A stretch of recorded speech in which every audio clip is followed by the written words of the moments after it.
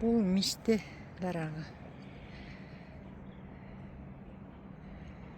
Мына өзүңөр көрүп аткандай азыр күн аябай ысык. Бу жерде такыр суу жок жер, какырап турат жерлер. Бирок мистелер бачырайып турат да, өсүп атат. Бул мисте ошончолук суусу жок жерлерде өскөнгө жөндөмдүү дарак болот экен да. Муну карасаңар. Бул жалал абадтын мистелери. Жалал абадтагы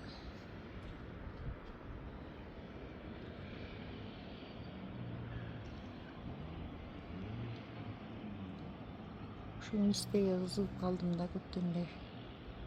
Мына жалбырагын карасаңар. Жалбырактарын кагазга окшоп турат. Шыгырайт, эч кандай эме жок.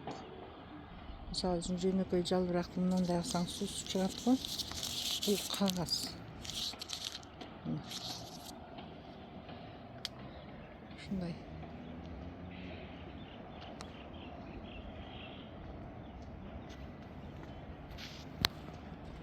Бул мисте токой. Мындай карасаң 3 метрге өсүп атышат мистелер.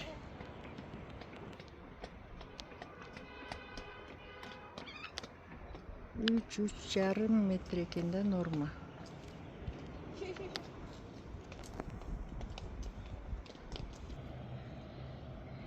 Элибиздин айтуусуна караганда мисте дарагы 400-500 жыл жашайт экен. Кээ бири 1000 жылга чейин. Эгерде мистени отургузуп өстүрө турган болсоңор, бала чакаңарга 1000 жылга чейин инвестиция жараткан болот экенсиңер да.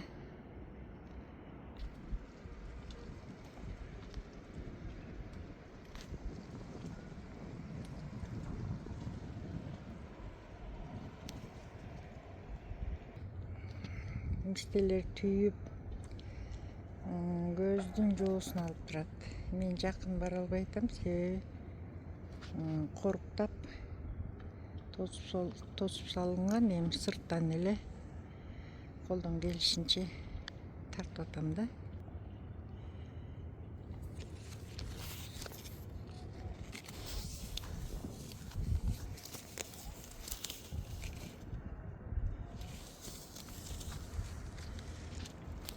Бул 1000 жылга чейин жашаганына жараша мында өтө көп витаминдер бар. Муну сөзсүз жеш керек. Бул узак жашоонун символу деп эсептейм. Мистени өзү да көп жашайт, муну жеген адамдар дагы пайдалуу адамдар үчүн, ден соолук үчүн эң пайдалуу жаңгак болуп эсептелет. Колдон келсе мисте экиле, жада калса ошо короого деле эгип койсо болчу да экен. Короого эле эгип алыптыр да. Менин бир эжем бар, сөөрүсүндө отурат, аркасында мистелер толуп тура экен. Жөн эле пышып турат. 5 жылдан баштап өмөгө кирет экен.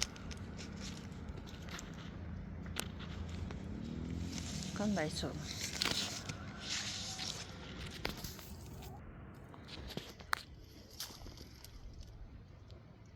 Азыр ушу мистелердин жанында бутылкада түшүп коеюн деп чечтим.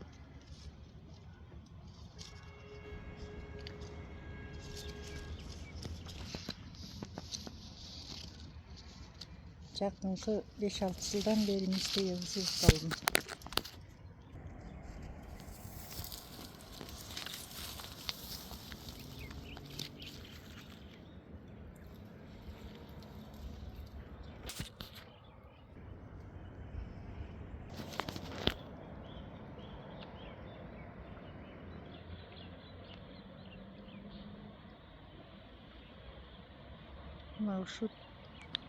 Мынау токой. Мисте токой. Силер көрүп турган.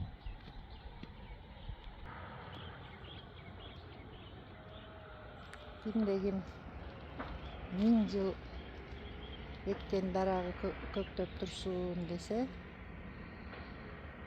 мисте өстүргүлө.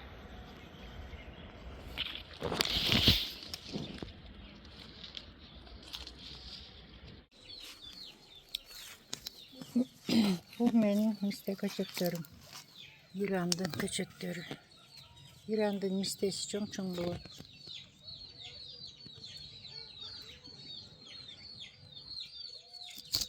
Азыр сабагын пышырып, катырып, жыгач кылып коюп атам да. Орусча древесинник деп коет экен, кыргызча.